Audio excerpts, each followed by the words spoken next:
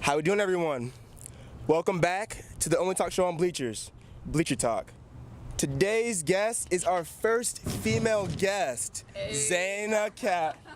Let's go. I'm coming back, I promise. What's up, Xana? I'm not leaving you. Woo! What's up? My friends, finally out of the classroom. Of course, out the classroom. I'm just How gonna does mic this you real work? quick. Okay. Boop. I'll put your board up here. Put it like right in front of you like that. That should look good. Oh man. All right, so what's up? How are you doing? You're a little perspiration. Yeah, it's kind of hot out here on this Tuesday morning. But welcome to Bleacher Talk. Thank you for coming on. Honestly. Thank you for having me, Franz. I feel honored. So how does it feel to be like the first female guest? Like, oh, I'm so ready. Like, let's talk about all the things. Whatever you have questions for. All right. So start us off. Can you give how does it say the viewers a backstory about you and what you do? So I graduate in December from FAU. Almost done. I'm from Naples, Florida, which is like 2 hours to the left. I just kind of have like a skating, surfing, athletic type background. I've played soccer like all my life. Super into sports and things like that. Yeah, that's my deal. So you do photography? Yeah, I actually like picked that up just about a year ago. Oh. Yeah. So how'd you start? Yo, crazy. It was wild. So I was in Portugal. I did like a semester study abroad at like a business school. I'm a marketing major. Same as you, yeah. Same as me, yeah. And during the summer, I was like, you know what? Like, I was just finishing off the semester. And I'm like, if I don't get a camera and like do this now, because I was just about to travel, like do like a little like Euro travel thing, and yeah, a little adventure. And I'm like, if I don't get a camera now and like do this, like it's not gonna happen. So got a camera and just like right from the beginning, just took off. That's awesome. That's awesome. Like it's always cool when like inside you just find that drive just to do something, and then you find you're like, wow, like, you're no longer the person like with the iPhone, just like yeah.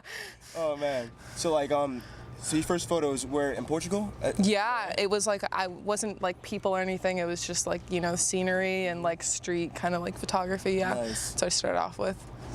And how'd you like that? It was super cool, and then I just started off, like I said, I was just kind of the guy with like the iPhone, like the picture of like the mountains and the beach and like whatever, hashtag iPhone photography. Yeah, so then I started doing that kind of stuff, and then I started like meeting up with other photographers and things like that, and then I started doing some stuff like in front of the camera, behind the camera, and just kind of learning like the whole creative process, and fell in love with it. Now, like, what can you say it's about learning, like to the kids who want to start photography? Oh yeah, or I mean, yeah, anything within like that photography, like videography, within that field, you just have to get a camera and like just do it. You got to go out there, by yourself, start taking pictures, filming, whatever it is that interests you. If it's people, if it's a sport, if it really just anything, you just got to get out there and start pushing some buttons. That makes sense. Like so you've been traveling, right? Yeah. And how was that? Like, where have you been? So actually, like, my mom is a teacher, so she, like, growing up, she would always have the summers off, and I just got really lucky. My family is like super into traveling, so on the summers and stuff, we would kind of just like go places. Yeah, because she wouldn't work, so my brother, my mom, and I would, and sometimes my dad would go and just travel. That's yeah. Awesome. So like, which place left like a lasting impression on you? I'd say like definitely like kind of, I think it was like 2 summers ago, we went to Bali, which is like crazy. Bali's in Indonesia, huge like surfing waves. That's really where I like got good at surfing, because I'm from Naples, and on that side it's just like flat water, and over there like the waves there are like massive. We were there for 2 weeks, and I surfed like every day, and like that's when I like actually like got decent at it. And I came back, it was during the summer, came back to Melbourne Beach, which is like where my family sometimes is, and surfed like every day like the rest of the summer. Wait, so you surf? Yeah. Tell us about that. Like, you're the first person I've ever met that surfs in like real life. That's so, like, wild because we're in Florida and the beach is like 10 minutes like, that way. Yeah, so I actually started so if you've ever seen like the artificial, it's called a flow rider. It's like an artificial wave. So basically it's kind of like a semi like bouncy surface, and then there's like jets that like push the water up, and like that's what I first started doing when I was younger. And kind of did that. They have them pretty much like all throughout the nation in Florida. They actually have them on cruise ships too. And I started doing that. I started competing in that when I was younger, like around like 12 or 13. And I didn't actually pick up like, you know, longboarding, surfing, you know, wake surfing, any of that stuff until later. Wow. So it's kind of backwards. Yeah. That's funny because they usually do it from like skateboarding to yeah, to other stuff, yeah.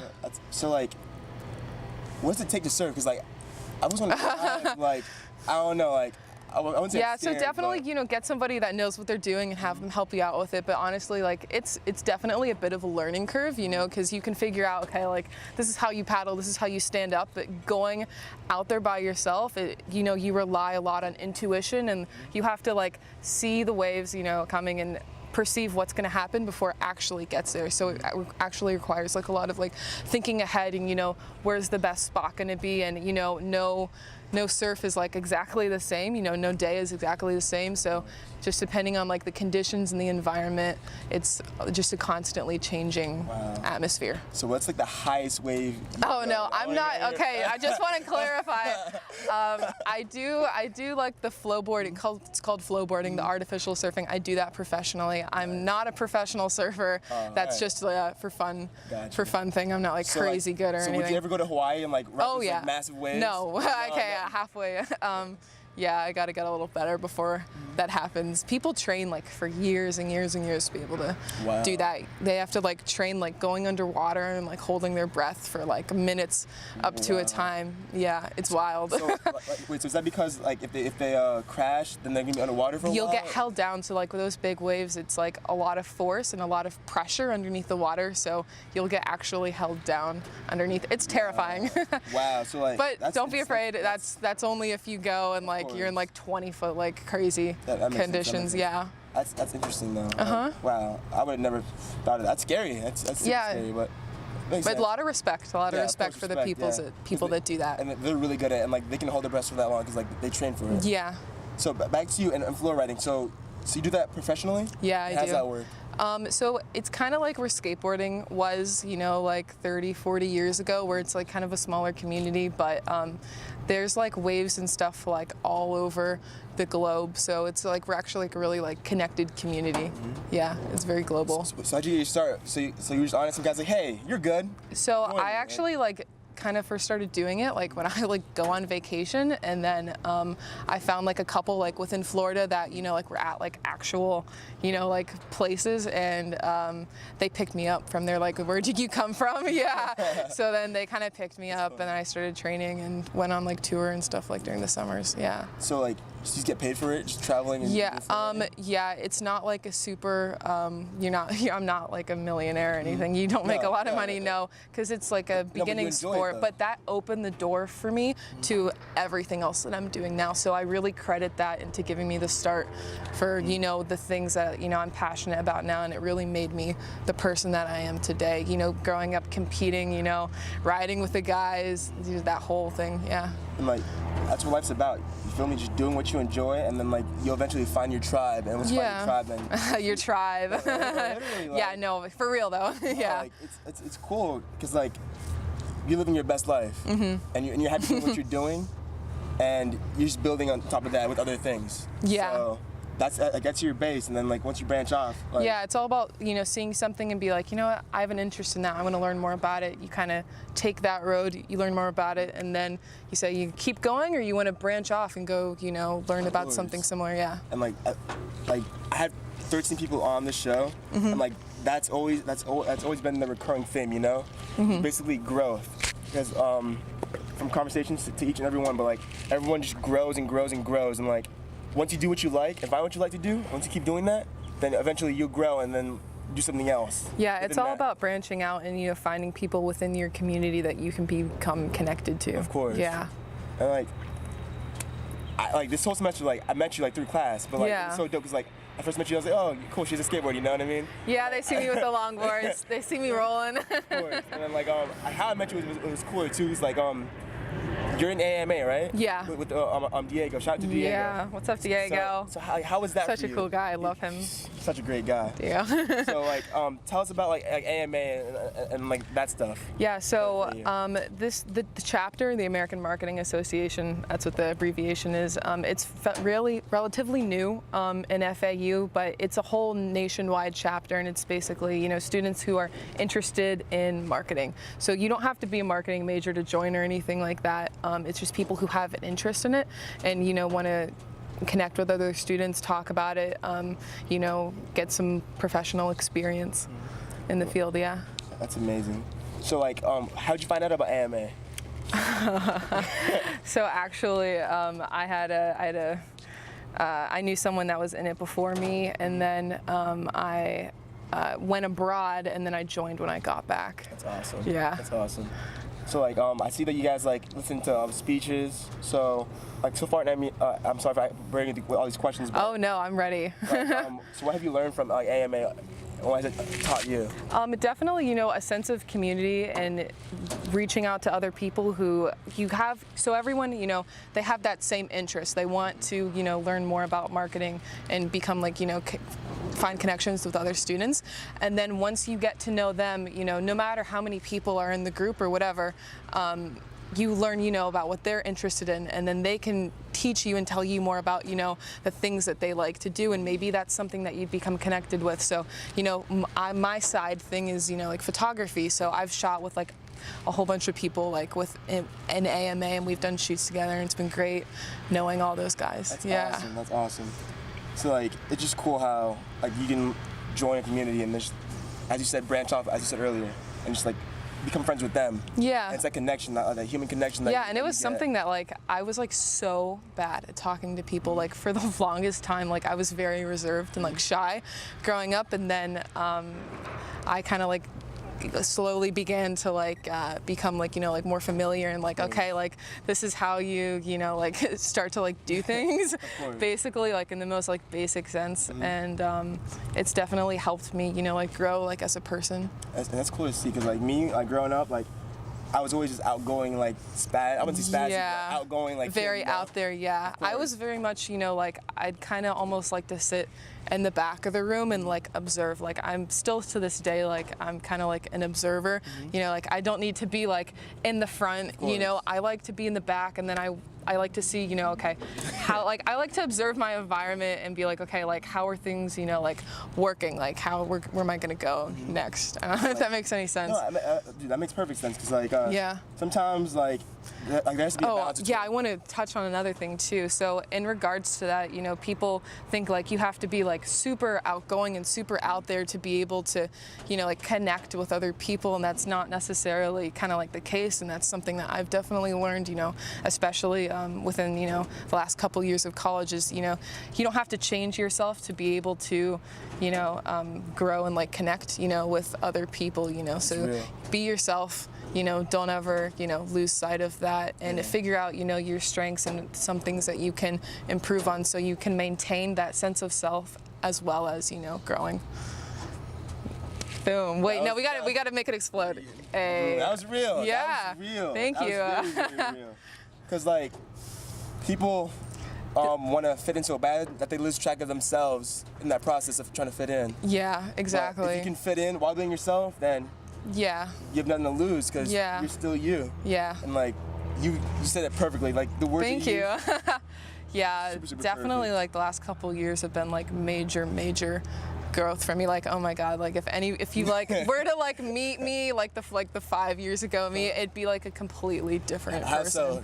Just, I mean, on the inside I'm still the same, but I've like grown so much like as a person to be able to, okay, I'm coming out of college now, and like nobody knows exactly, some people know exactly what they want, but you have, I have like certain areas of like, these are areas that I definitely want to touch on, when I get out of college, and that kind of force is definitely helping me kind of, I have a vision, like I'm seeing the bigger picture now. That's great. Yeah. That's great, because like the vision comes from inside, Yeah. And, like, no one else can tell you like your vision because they don't know your vision. No, it has to be you. It has to be you. Also, another thing is like figuring out motivation behind why you're doing certain things. You know, figuring out motivation behind like, is it you that wants something, or is it people behind you that say, you're good at that, you should do that? And like, I can't tell you like how many times I've heard people say, you know what, man, I should really be, you know, like a doctor or something because I'm great at math, but, and this is what, you know, like I can do, and you know, I can solve the problems, I can get the answers to the equations. But if that's not really what you want to do, you know, figure out the motivation behind why you want to do certain things. So that's another thing, like kind of like doing like a evaluation, you know, sometimes taking a step back and saying, okay, what are the reasons that I'm doing these things and I'm pursuing these passion and these goals, or even like career, something like that. Of course. You know. And like, that's one thing that like, it's big. Yeah, it's about finding your reason, finding your why. That's blowing minds. It's crazy because like I've done like 13 episodes of this, and like that's always been the recurring theme, you know. Because like I brought people on that are being themselves wholeheartedly, you know. And like that's what I love about this show right here, is because like I can bring people on that are doing their thing wholeheartedly, and like I feel it, you feel it, and like we feel it, and like they come on, and like that's the underlying theme in every episode that I love to that I love to hear. You know what I mean? But I love to hear, and it feels good because like it's like the essence of life right there, you know? Like you feel it, like the energy's like it's there, and like it's just so beautiful to see, and people it's so beautiful to like hear them speak on why they're doing things, and like. You're doing well right now, honestly. Like definitely. Like there's a lot of room for improvement. I'm not doing anything perfectly. Like of course, it's never like that. Yeah. But as long as you're growing, then that's all it is. Learning, growing. And it definitely like something for me that I've been going through recently is almost putting like blinds on and just looking forward, because you know comparison is just it's the thief of joy. You know, if you're kind of like sitting around and just on Instagram like scrolling through and being like, oh my god, this person is like so successful and they have this and they have that, and like why am I not there? That's not going to hurt anybody but yourself, you know. So a part of that is really just almost putting like like tunnel vision. So you're not looking at what this person's doing next to you, you're not looking at this. You can maybe see it and regard it, but you're not actually really focusing on it. You're keep looking forward, keep going towards your goal. Like focusing on yourself forward, like going present, forward, yeah. You know? And as you said, like comparison is it like it's so true, because like if you compare yourself to other people, like first of all, social media, like they're posting it to make themselves seem better than like they actually are. Some of them are. I wouldn't say all of them. Yeah. So there's there's a lot of pros and cons to social media. I'm definitely behind the pro side. It's about how you consume it's really about consumption of anything, if you consume too many unhealthy foods, you're not going to be like athletic and fit, whatever. It's all about really like consumption, kind of like in daily life. If you're spending too much time playing video games or whatever, you might not get your homework done. And it's the same thing with social media. If you are consuming it kind of like in bad ways, you're comparing yourself, you're getting down on yourself, you're becoming like depressed, like anxiety, like whatever, that's really not the way to go about it. Of course. And like it's so true, because too much of anything, as I said, is a bad thing. But like I feel like with the consumption part of it, like I feel like me personally, I follow people that help motivate me to do what I do. That's what I follow. Yeah, if you haven't done like a little social media cleanse lately, I highly recommend everybody. Are we still in the beginning of 2019? I don't know, but if you feel like maybe you're spending too much time on it, do a little cleanse and figure out why you're on it. Like those cleanses actually work big time. They definitely they hugely work. Yeah. Oh man. It's funny because like I used to follow like tons of like. Yeah. Also, like if you're the person that's out there, like promoting content, whether that be for a brand or you're providing some kind of value, also evaluate the ways that you're doing that. Are the content and information that you're putting out there, is it helping other people? Is it hurting other people? Like, what are you providing, to other people that they can take from that and grow, So it's also, taking that part too. That's true. Be a part of a positive movement, Exactly. Don't bring people back, you know, put like Franz is doing, put some positive, I'm trying. positive stuff on social media. I'm trying, and like, I love being around positive people that like are as I said, doing things, but like in their own positive way, and like it's just beautiful to like have the energy keep flowing out, you know? Yeah. And like eventually it's just become bigger and bigger and bigger, and it's gonna radiate positivity, and like that's one thing that I'm big on is like just trying to stay positive. Yeah. Honestly, because nowadays everyone's caught in their own thing, and some people are mad, sad, whatever, but as long as I can help bring joy in put positivity out there and it will come back to you. And like, you know, it really will, honestly. Like, that's huge. It's huge. And like, definitely comes back around. So shout out to you. Like radiating. Like, shout out to you. Radiate like, positivity, good vibes only. Of course. Like, and it's just, it's awesome. Because like, the skateboard, you know, like, it's a shot, like, What's the story behind the skateboard? Tell us about that. I have this skateboard. It's definitely not the prettiest. It's seen brighter days, but I like won this in a competition. I'm gonna say like 4 or 5 years ago, and I didn't really ride it for the first couple years because I don't know. It was just a thing, and then.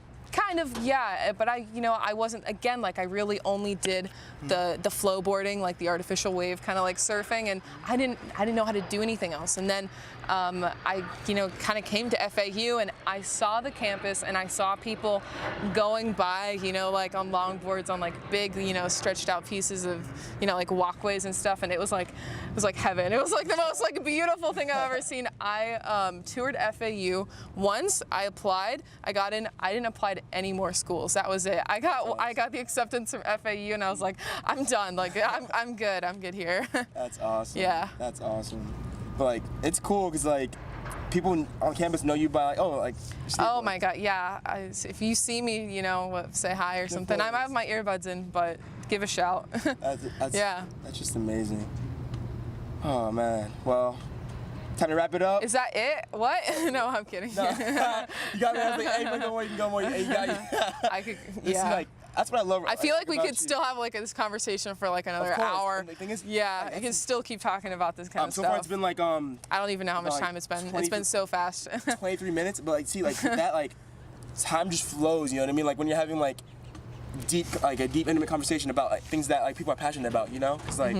All too often, like when you see somebody in the hallway, you're like, "Oh, how you doing? Fine, okay, bye." Yeah, whatever. Be like, "Okay, see ya, never." Like, that's a boring conversation, Like there's no depth to it, Yeah, definitely take time to like sit down and actually, have a real like face-to-face conversation with people. Of course, and, like there's not enough of that. Like every time don't go crazy studying for finals. I know sometimes there's been a couple times I've like almost lost it. Be like 24 hours like by myself, like in a room, no person interaction. And like one thing about Diego, every time like me and him link up, we always have meaningful conversations about everything. Yeah. And like that's one thing I can say. Those psych majors, they'll get you. They'll get you, man. Dude, he knows so much about so many things, and like I tell him that time and time again, and like. If you're watching this, Diego, like you're the man, bro. Cause like, dude, literally, like he's so like down to earth, and like he's so like humble, and like it's just it's like super refreshing to hear and see and listen to him talk. But yeah, that's my babble about Diego. My fault. Man crush, man crush Tuesday. Man crush Tuesday. That's funny.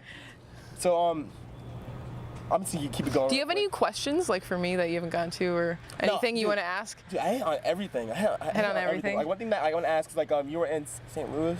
Like, New Orleans. New Orleans. I keep saying St. Louis. New Orleans, baby. Bourbon Street. so how was that experience there? Oh, it's wild. I've actually never been to Louisiana, and we spent a lot of time out there. Yeah. So it was like conference all day. Party all night, but you got to get back up to get to the speakers, which I did. I made all of them, so I'm happy. That's awesome. Well, everyone, Xana Nash, she is the girl of many trades. Literally, she's the girl of many trades. First female on Bleacher Talks, so. Let's go. Let's bring it. I'm happy, like you, that was big, Yo, we need a part 2. Dude, part 2. We need a part 2. Part 2 soon enough. We're just getting started. Listen, like, dude, your energy, like, your entrance was amazing. Like, the first unique entrance, I love it. Oh yeah, always got to be creative. Dude, shout out to you, just for being yourself. Oh yeah. Well, always, can't help it. Time to get up, and I'll have to unmic you. All right. You're gonna mic yourself right there. Let's see if I can figure this out for your degree. Thank you. You You good? And then And that's Bleacher Talk, Yo, everyone. guys, hit me up on social media at Xanakai, XANAKAII. Hit me up. If you Perfect. see this, yeah, DM me, say what's up, Cool. what's going on, Cool. talk about the Bleacher Talk. And that's Bleacher See Talk, ya. everyone. See ya. Yeah.